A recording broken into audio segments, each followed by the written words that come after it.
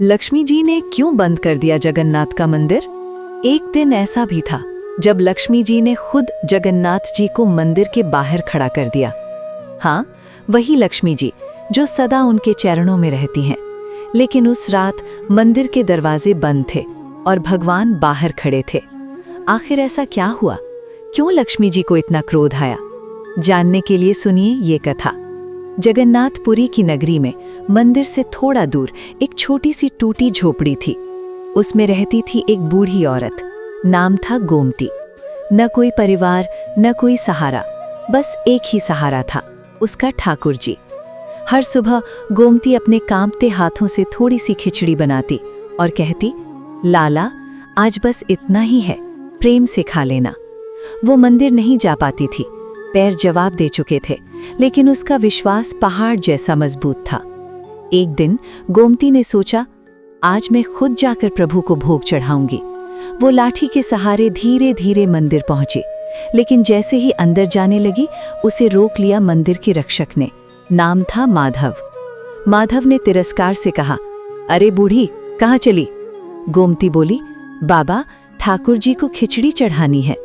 माधव हंस पड़ा, ये खिचड़ी?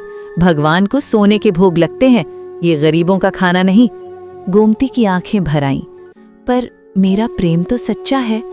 माधव सख्ती से बोला, नियम ही नियम है, तू अंदर नहीं जा सकती।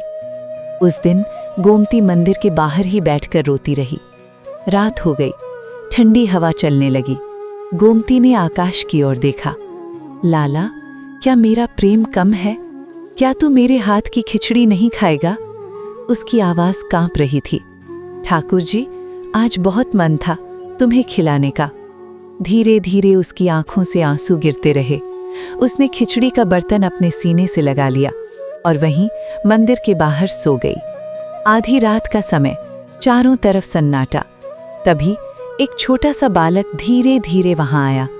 वो साधारण कपड़ों में था, लेकिन उसकी आंखों में अजीब सी चमक थी। उसने धीरे से गोमती को जगाया।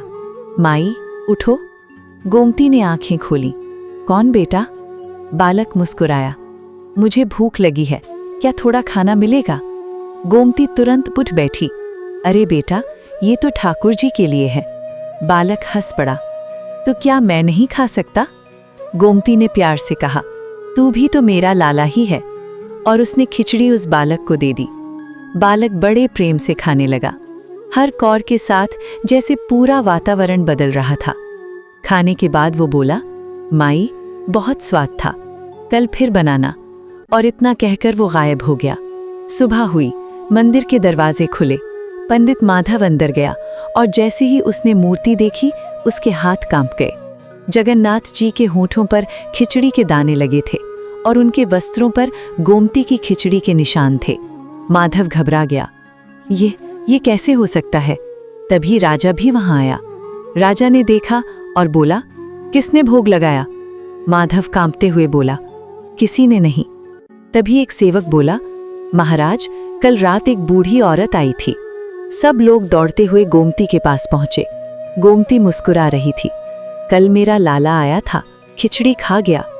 माधव रो पड़ा, माँ मैंने तुम्हें रोका, मैंने गलती की। गोमती ने प्यार से कहा, बेटा नियम से बड़ा प्रेम होता है। उसी समय मंदिर में हलचल हुई। कहा जाता है लक्ष्मी जी को जब पता चला कि प्रभु एक गरीब के घर जाकर भोग खाए तो वे क्रोधित हो गईं। प्रभु, आप नियम तोड़कर कैसे चले गए?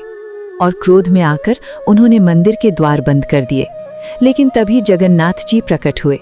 उनके चेहरे पर मुस्कान थी। लक्ष्मी, क्या तुमने उस माँ का प्रेम देखा? लक्ष्मी जी शांत हो गईं। प्रभु, उसका प्रेम सच्चा था। जगन्नाथ जी बोले, जहाँ सच्चा प्रेम होता है वहाँ मैं खुद चला जाता हूँ।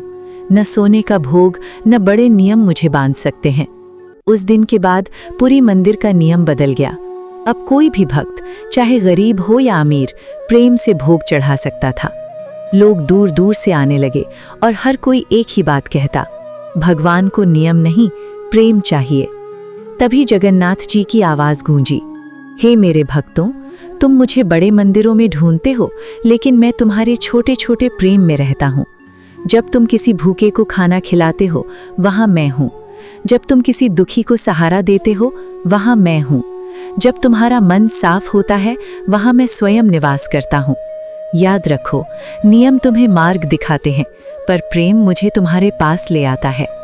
कभी किसी को छोटा मत समझना, क्योंकि मैं अक्सर सबसे छोटे रूप में ही आता हूँ, और जो मुझे सच्चे दिल से पुकारता है, मैं उसके पास अवश्य आता हूँ। सच्चा प्रेम नियमों से बड़ा होता है। जय जगन्नाथ। अगर ये कहानी आपके दिल को छू गई हो तो चैनल को लाइक, शेयर और सब्सक्राइब करना न भूलें।